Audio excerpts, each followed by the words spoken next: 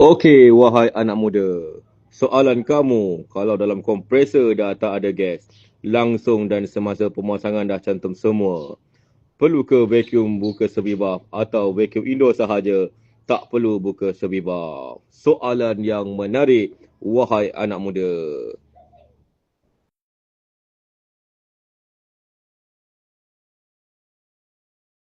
Baiklah, wahai anak muda. Soalan kamu, jika gas dalam kompresor sudah tiada langsung dan alengki dalam keadaan terbuka, kamu wajib vacuum semuanya, indoor, piping dan juga outdoor. Tetapi, kalau servis valve alengki dalam keadaan tertutup, kamu cuma perlu vacuum indoor dan piping sahaja. Tetapi, kalau kamu vacuum semuanya, jika berlaku kebocoran, kamu tak tahu mana satu, indoor ke outdoor yang bocor. Faham tak setakat ni? Paling baik, kalau kamu yakin tak ada kebocoran, mesti wajib vacuum indoor dengan outdoor.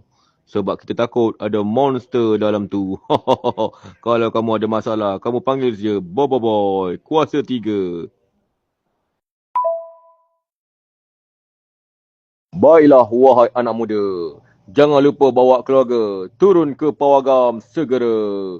Saya ucapkan selamat maju jaya. Akulah Papa Zola. Akulah Papa Zola.